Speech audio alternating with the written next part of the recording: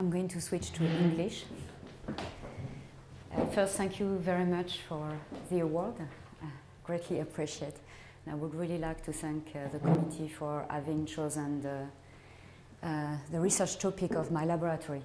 I would also like to take the opportunity to thank my colleagues at Umeå University, especially my colleagues at the MIMS. The MIMS stands for the Laboratory for Molecular Infection Medicine Sweden, and the MIMS is a Swedish node in the Partnership of Molecular Medicine, which is coordinated by EMBL, the European Molecular Biology Laboratory in Heidelberg.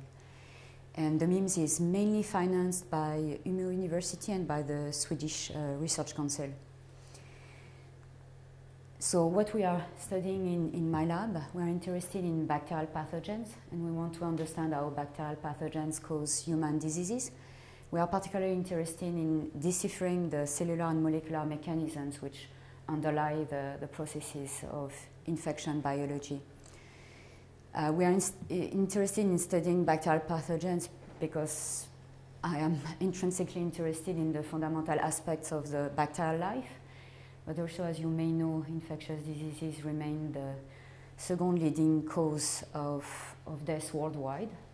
Bacterial pathogens have evolved multiple mechanisms to evade the activity of available antibiotics, and there is a serious need to find novel antibacterial strategies that would allow to treat infections caused by multi-resistant bacteria.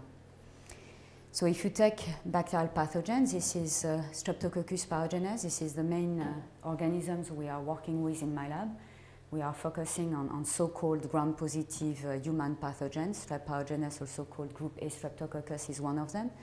It's responsible of a wide range of diseases, such as pharyngitis, strep throat, also more invasive severe diseases, such as necrotizing fasciitis, also called flesh-eating disease. Bacteria have to be considered as multicellular organisms. They are not individualistic unicellular organisms. They live within a community with different other bacterial species and strains. They communicate a lot with one another. They are sensing signals, responding to signals. They are using small molecules, RNA and proteins to communicate with one another, and they're also interacting a lot with the environment.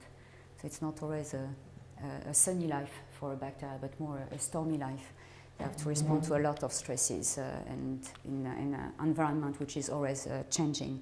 And with this regard, we're interested in understanding the molecular mechanisms, focusing on regulatory RNAs, so those RNAs which do not code for proteins but have regulatory functions, and also proteins involved in protein quality control.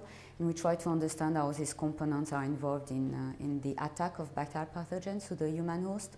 And to a certain extent, we're also interested in understanding how the human host defends itself from the attack by the bacterial pathogens.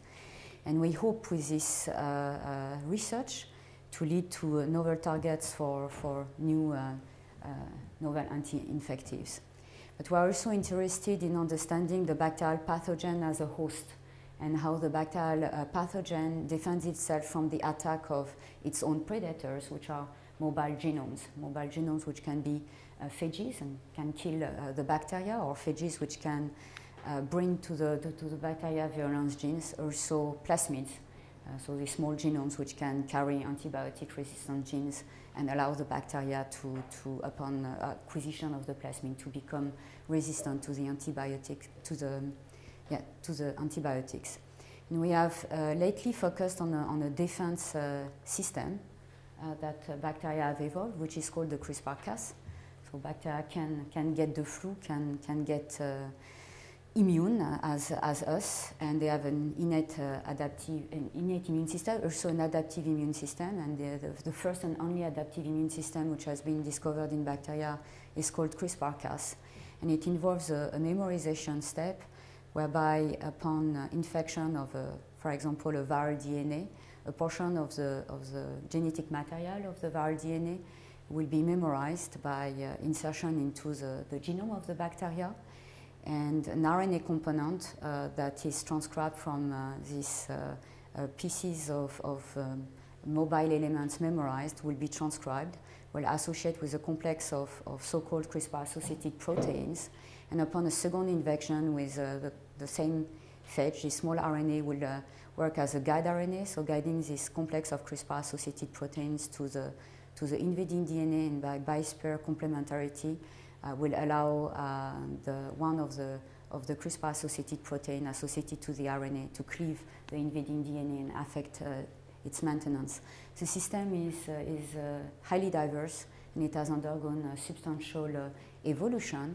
And we have focused in my lab lately on so-called type 2 CRISPR-Cas system, which works a little bit differently than the other systems, which are only involving an RNA component and a CRISPR-associated protein component. In the type 2 system, you need another small RNA that we had found using bioinformatic tools, looking for a regulatory RNA that will be involved in the virulence of Strep pyogenes. And we ended up connecting this small RNA with a CRISPR RNA and the CRISPR-associated proteins. And ultimately, by conducting a thorough genetic and biochemical analysis, we found a novel mechanism of targeting of DNA whereby a dual RNA structure can guide a protein that has the property to cleave DNA to the target DNA, introduce double-stranded DNA breaks. And this targeting of DNA can be exploited for doing genetics in labs. And as a matter of fact, it has been shown last year that the system was working very well to perform genetics in higher organisms, eukaryotic organisms. And this is what is called the RNA programmable genome editing tool, CRISPR-Cas9, which has been shown to have a number of applications in biotechnology and biomedicine. When I speak about biomedicine, is the potential of the tool to treat human genetic disorders. And this has been cited in the last summer, 2013, as a CRISPR craze, whereby a bacterial immune system yields a potentially revolutionary genome editing technique, so allowing to correct mutations and to introduce mutations in genes and understanding how higher organisms function. I would like again to thank you for the award. Greatly appreciate it. Thank you. Thank you, Emmanuel.